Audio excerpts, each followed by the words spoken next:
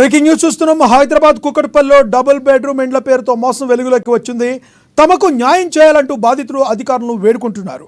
వేణుగోపాల్ దాస్ అనే వ్యక్తి తమకు నకిలీ పత్రాలు, నకిలీ తాళాలు చూపించి బోల్తా కొట్టించారని బాధితులు ఆవేదన వ్యక్తం చేశారు. ఒక్కొక్కరి నుంచి 1,70,000 నుంచి 2.5 లక్షల వరకు వసూలు చేశారని వారు తెలిపారు.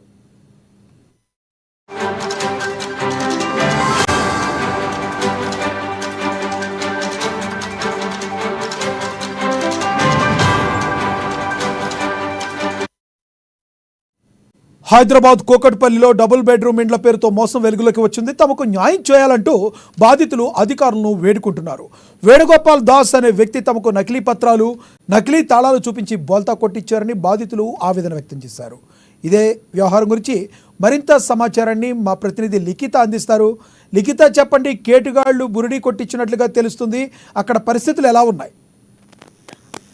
రైట్ లక్ష్మీకాంత్, ఇక్కడ మనం చూసుకున్నట్లయితే ఈ ఏదైతే కబ్జాల పర్వము సాధారణంగా హైదరాబాద్ నగరంలో అడుగడుగునా కూడా నడుస్తుంది. అదే విధంగా ఇప్పుడు మనం కుకట్పల్లి కేసు చూసుకుంటే కుకట్పల్లిలో కూడా చాలా ప్రాంతాల్లో చాలా ప్లేసెస్ కూడా కబ్జా అవ్వడం జరిగింది. అయితే ఇంటి తాళాలు ఇచ్చి మరి ఇది కబ్జాకు గురి చేయడం అనేది నిజంగా చాలా దారుణమైన విషయం. అంతేకాకుండా దీనిపైన ఓనర్స్ మాట్లాడినప్పుడు మిగతా పర్సన్స్ ఎవరైతే ఉన్నారో దీనికి అసలు ఈ హౌస్ కు సంబంధించి కావచ్చు, ఆ ల్యాండ్ కి సంబంధించిన పర్సన్స్ ని కాల్ చేసినా సరైన సమాధానం ఇవ్వకపోవడం, కలవకపోవడం, దీని వెనకాల చాలా పెద్ద కుట్ర ఉందంటూ కూడా బాధితులు వాపోతున్న పరిస్థితి అయితే కనిపిస్తుంది. అండ్ అంతేకాకుండా ఇప్పటికే దీనిపైన కేసు నమోదు చేసే ప్రయత్నంలోనైతే ఉన్నారు. తమకు ఏ విధంగానైనా న్యాయం చేయాలంటూ కోరుతున్న పరిస్థితి కనిపిస్తుంది.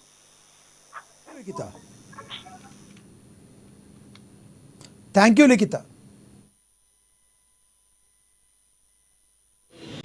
వేణుగోపాల్ అనే అన్న నాకు పరిచయం ఎప్పటి నుంచో.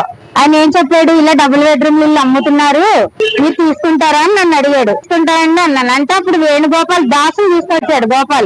దాసుని తీసుకొచ్చి మమ్మల్ని గండిమైసమ్మ డబుల్ బెడ్రూమ్ ఇల్లు కాడికి తీసుకెళ్లి ఇల్లు చూపించి ఈ ఇల్లు అమ్ముతున్నారు అని చెప్పి, మాకు సార్ ఉన్నాడు, సార్ ఇందులో మున్సిపల్ ఆఫీస్ లో పనిచేస్తాడు, ఆ సార్ అమ్ముతున్నాడు అని చెప్పి మా దగ్గర డబ్బులు కట్టించుకున్నాడు సార్. 1,70,000 ఆధార్ కార్డు ఫోటోలు తీసుకున్నాడు. మీకు ఆన్లైన్ లో వస్తాయని చెప్పి తీసుకున్నాడు అమౌంట్. తీసుకున్న తర్వాత నా తరపు నుంచి ఇంకా ఒక 10 మంది దాకా తీసుకున్నారు.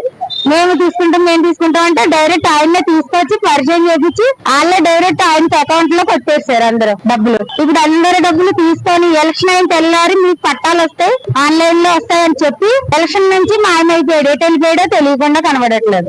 వాళ్ళ ఇంటికి వెళ్ళి అడిగితే వాళ్ళ భార్య వాళ్ళు మాకు సంబంధం లేదు, ఎటు వెళ్ళిపోయాడో ఆయన్ని అడగండి అని చెప్తున్నారు.